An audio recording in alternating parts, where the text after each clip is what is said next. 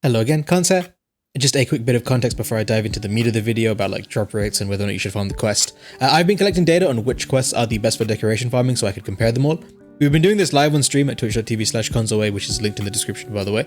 Unfortunately, I've noticed that in our dataset there are a bunch of impossible results. I'm not going to blame the people I played with, but either way, I'm honestly not sure what values I can and can't trust anymore, and so I'm repeating the data collection using only my own rewards from the quests that we do in multiplayer. Because I don't want to go another 2 weeks without uploading a video, I figured that as I got enough data for each quest individually, I would go over the quests and tell you the drop rates, just so you know what they are, and then after I've done all 3 or 4 videos, on that I'll actually do a video comparing the drop rates and telling you which quests you should do depending on what exactly you want to farm. Anyway, this is the first in a series of a few videos covering the various decoration farming quests. I get asked all the time on stream which ones people should be doing and what the drop rates are and stuff like that, so I figured I'd make a video so that I could link people to them. It's these 3 quests are the ones we're covering today: In the Tempest Wake, Day of Ruin, and The Cold Never Bothered Me. The Tempered Kushala, Teostra, and Lunastra in the Seliana supply cache. For all my testing, Teostra and Kushala quests gave the exact same drop rates. I didn't test Luna because that quest is awful.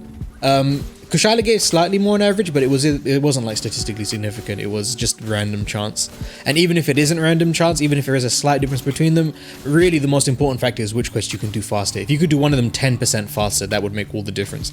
But the drop rates themselves were 3.5 sealed face stones. Obviously it's an average. 3.5 sealed face stones per quest, 2 carved face stones, and 2 ancient face stones. It's actually more like 2.1 ancient face stones. Slightly more ancients than carved.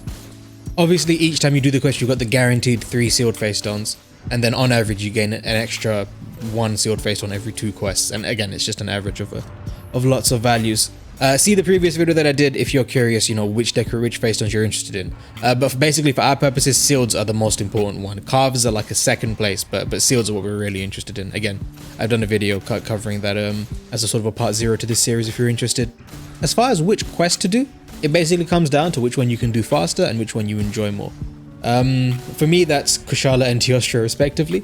You're probably seeing on screen now I'm stun locking Kushala with like spread HPG. It's actually really easy to do this with pretty much any spread HPG set, even like one with Kieran's luck. I'll have a video linked in the end cards of this to explain to you where I've gone over like how to do the spread, the stun lock, and how to work out how many bullets it takes for your given set, stuff like that. Speaking of Kieran's luck, I'm not using any of those like reward enhancing methods like, you know, the luck or the vouchers or Lucky Cat, the food.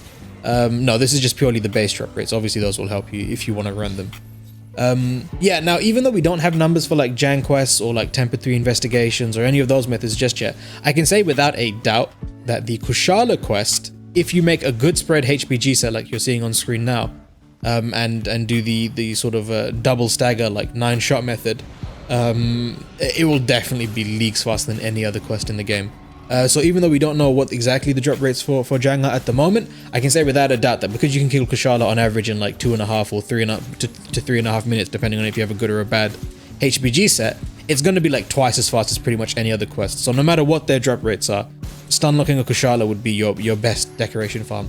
Obviously that's kind of tedious, and so you might want to do Teostra instead, take like a nice ice charge bit or just whatever you like fighting Teo with, do it on like in like, you know, 10 minutes on average. At that point it's a little bit harder to say, and so you'll have to wait for the videos where I cover those quests in detail, and then the final video where I actually compare the quests themselves. But yeah, so for now that would be my recommendations. Put together a spread HPG set using the methods that I've explained in that video that I'll link at the end, and stunlock Kushala if you want that really heavy duty farm. Otherwise, either just keep doing whichever monster you find the most enjoyable, or wait for the Jang video and stuff to know which ones to farm if you aren't willing to do that. Yeah, I don't think I have anything else to say really.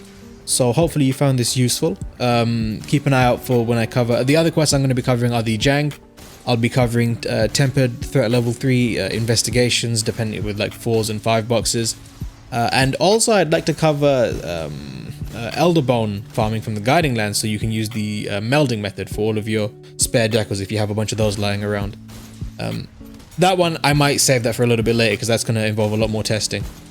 But at the very least, those first three quests are something we're going to be comparing over the next week or so. Yeah, catch me live if you want to see me getting this data. I might do some of it off stream, but we'll see. Yeah, have a lovely day. Take it easy. Bye bye.